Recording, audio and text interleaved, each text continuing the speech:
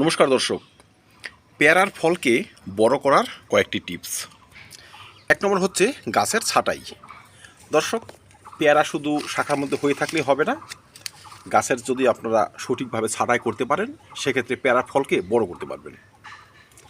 যেমন ধরুন, কোনো গাছের একদম আগার দিকে ডগার দিকে যদি পেয়ারা হয় তার আকার একটু ছোট হবে, কারণ ডগাতে খাদ্য পৌঁছাতে বেশ কিছু সময় লেগে যায়। ঠিক আছে, আর আমরা যদি তার শাখার সামান্য একটু প্রুনিং করতে পারি বা ছাঁটাই করতে পারি তবে ব্যবহৃত খাদ্য বা শোষিত খাদ্যের অনেকটাই কিন্তু ফলে নিয়োগ হয়। যেমন ধরুন, এই যে শাখাটি বেরোচ্ছে এটা যে অনেক লম্বা হয়ে যায়, বা ফলটি যদি গাছের একদম ডগার দিকে হয় সেক্ষেত্রে সাইজ একটু ছোট হবে। ঠিক আছে, তাই শাখার ছাঁটাই করলে মোটা ডাল সংলগ্ন শাখাতে যে পেয়ারাগুলো হবে সেগুলো আকারে বড় হবে। দেখুন আমার ছোট্ট গাছে কত বড় বড় পেয়ারা। 2 নম্বরে হচ্ছে ফলের সংখ্যা কমাতে হবে। এবার এই দেখুন একটি গাছ, এই গাছটি একটি 2.5 বছরের গাছ। এই গাছে ফলের সংখ্যা মোটামুটি 50+। ঠিক আছে, 50+ ফল রয়েছে আমার এই গাছটিতে। এখন এই 50+ ফল, সবগুলো ফলই কিন্তু এমন বড় হবে না, এতটা বড় হতে পারে না। তার কারণ গাছ তার শোষিত খাদ্য রস ফলে সঞ্চারিত করবে। এখন গাছ যে পরিমাণে খাবার শোষিত করবে তাই তারা কিন্তু ভাগ করে দেবে বিভিন্ন ফলে, শাখায়, পাতায় ইত্যাদিতে। ঠিক আছে, এখন ফল যদি হয়ে যায় 200টি সেক্ষেত্রে কিন্তু পেয়ারার সাইজ ছোটো ছোটো হবেই।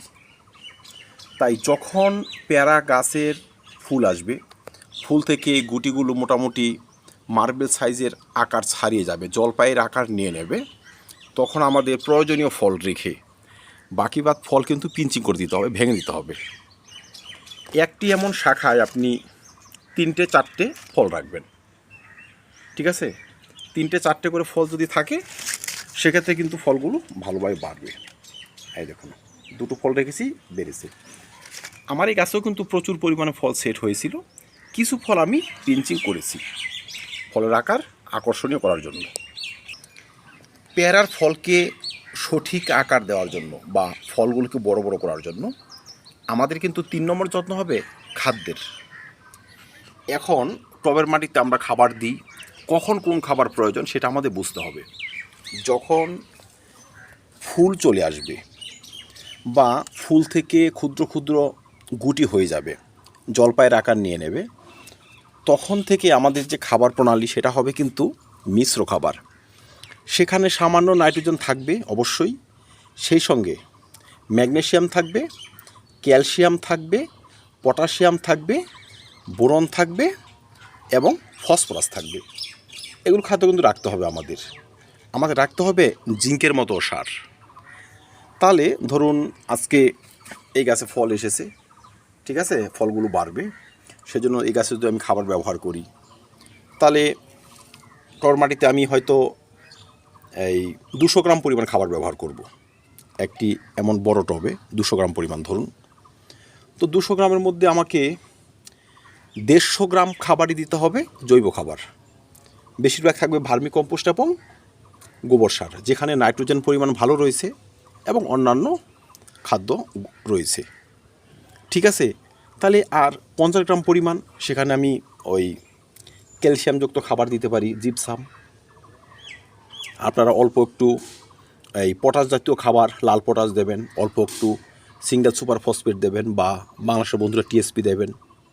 ঠিক আছে, দিয়ে দেবেন।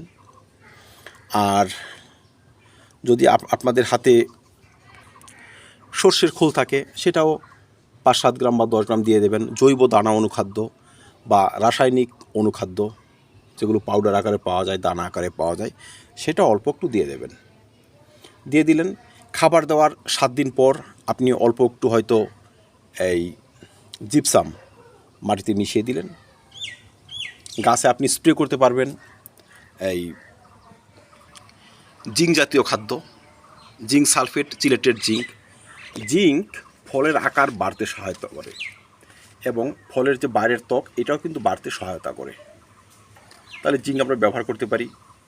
এবার জিঙ্ক স্প্রে করা যায়, চিলেটেড জিঙ্ক 2 গ্রাম 1 লিটার জলে গুলে 20 থেকে 25 দিন ব্যবধানে 2 বার আপনি স্প্রে করে দিন, ফলের আকার বাড়তে হবেই। ঠিক আছে, আপনি এইভাবে বাড়াতে পারেন। বা আমরা যে সমস্ত খাবার ব্যবহার করি সেখানে যদি জিঙ্ক থাকে, যে সমস্ত প্রাকৃতিক উপাদান ব্যবহার করি, কলার খোসা, পেঁয়াজের খোসা, ঠিক আছে, বা অনেক সময় সবজির খোসা ভিজানোর জল, সব ধরনের সবজির খোসা ভিজে জল ব্যবহার করি, সেখানেও কিছু জিঙ্ক রয়েছে। তাহলে সেই সমস্ত উপাদানও কিন্তু ফলের আকার সঠিকভাবে বাড়বে। মোট কথা, প্রথম হচ্ছে আপনাকে গাছে ছাঁটাই করতে হবে। সেকেন্ড হচ্ছে অত্যাধিক ফল রাখা যাবে না, প্রয়োজনীয় ফলটুকু রেখে বাকি ফল অসুস্থ বা কিছুটা ছোট ফল ভেঙে দিতে হবে। 3 নম্বর হচ্ছে নিয়মিত খাবার দিয়ে দিতে হবে। এখন বর্ষাকাল, এখন যদি আপনার কাছে পেয়ারা থাকে সেক্ষেত্রে যদি খাবার আপনি দেন তাহলে মাসে একবার বা 1.5 মাসে একবার করে খাবার দিয়ে যাবেন।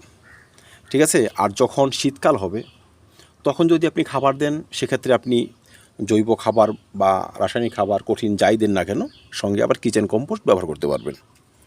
তবে কিন্তু ফলের আকারগুলো ধীরে ধীরে বাড়তে শুরু করবে।